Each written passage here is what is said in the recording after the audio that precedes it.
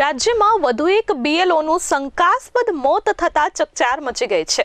સુરતના મહાનગરપાલિકામાં કામ કરતા બીએલઓનું ઓલપાડના માસમા ખાતે બેભાન થયા બાદ મોત નિપજ્યું છે। બીએલઓ મહિલા વરાછા ઝોનમાં ટેકનિકલ આસિસ્ટન્ટ તરીકે ફરજ બજાવતા હતા। મહિલાનું નામ ડિંકલ સિંગોડાવાળા હોવાનું સામે આવ્યું છે। ઘરે બાથરૂમમાંથી મહિલા બેભાન અવસ્થામાં મળી આવ્યા હતા। પરિવાર દ્વારા હોસ્પિટલ ખસેડાતા ફરજ પરના તબીબોએ તેમને મૃત જાહેર કર્યા હતા। મહિલા અધિકારીના મોતને લઈ પરિવારમાં ભારે શોકનો માહોલ છવાઈ ગયો છે। મહિલા અધિકારી એસઆઈઆરની કામગીરીમાં બીએલઓ તરીકે નિમાયા હતા।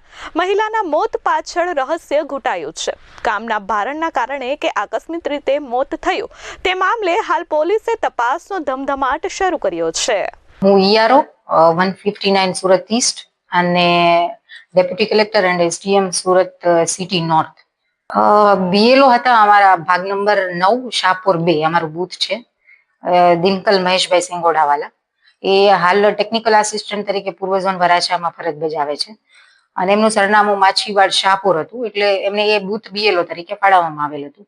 ઉંમર એમની આશરે 24 વર્ષ જેટલી છે અને પરફોર્મન્સ ખૂબ જ સારું, લગભગ 45% જેટલું કામ તો એમણે કરી નાખ્યું હતું એમનું। પ્રારંભિક અમને જાણવા મળ્યું છે કે એમના બાથરૂમમાં ગેસ ગીઝર ગળતરની કોઈ ઘટના હતી અને વેન્ટિલેશન હતું નહીં, તો એના કારણે બેભાન થઈ ગયા હતા અને પછી થોડો ટાઈમ રહીને બાથરૂમમાંથી નીકાળીને એમને હોસ્પિટલાઇઝ જ્યારે કર્યા ત્યારે ત્યાં મૃત જાહેર કર્યા અને ખૂબ જ દુઃખદ ઘટના છે। સારા પરફોર્મર તરીકે એમણે કામ કર્યું છે અત્યાર સુધી અમારી સાથે। તંત્ર એક ટીમ તરીકે મતલબ એ રાષ્ટ્રીય કામગીરી તરીકે જ જોઈ રહ્યું છે આખું તંત્ર, અને એમાં લગભગ જે નીચેથી ઉપર સુધીના તમામ કર્મચારીઓ પોતાનું મતલબ એકદમ સિન્સિયરિટીથી કામ કરે છે, મને બાકી જ્યાં પણ કોઈને કોઈ તકલીફ આવે છે તો એકબીજા સાથે સંકલન કરે છે। Bureau report S24 news Surat.